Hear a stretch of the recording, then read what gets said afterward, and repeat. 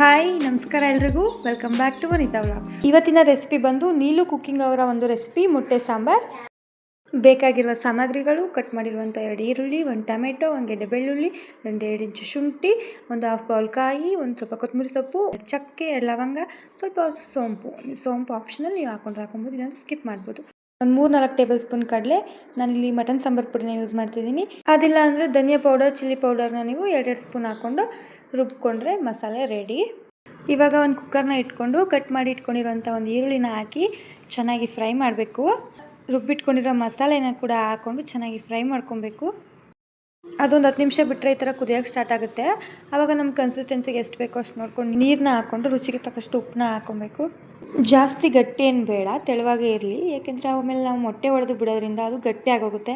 So ಇವಾಗ ನೀರು ಥರನೇ ಇದ್ದರೆ ಆಮೇಲೆ ಮೊಟ್ಟೆ ಹೊಡೆದ್ಬಿಟ್ಮೇಲೆ ಕನ್ಸಿಸ್ಟೆನ್ಸಿ ಸರಿಯಾಗುತ್ತೆ ಸಾಂಬಾರು ಚೆನ್ನಾಗಿ ಈ ಥರ ಕುದಿಯೋಕ್ಕೆ ಸ್ಟಾರ್ಟ್ ಆದಮೇಲೆ ಮೊಟ್ಟೆಗಳನ್ನ ಒಡೆದು ಬಿಡಬೇಕು.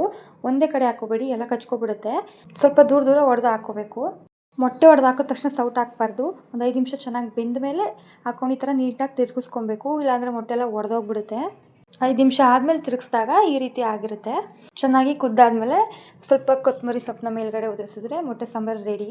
ನನಗಂತೂ ರೆಸಿಪಿ ತುಂಬಾ ಇಷ್ಟ ಆಯಿತು, ತುಂಬಾ ಚೆನ್ನಾಗಿ ಬಂದಿತ್ತು. ಮತ್ತಷ್ಟು ವೀಡಿಯೋಸ್ಗೋಸ್ಕರ subscribe Vanitha vlogs. Thank you for watching.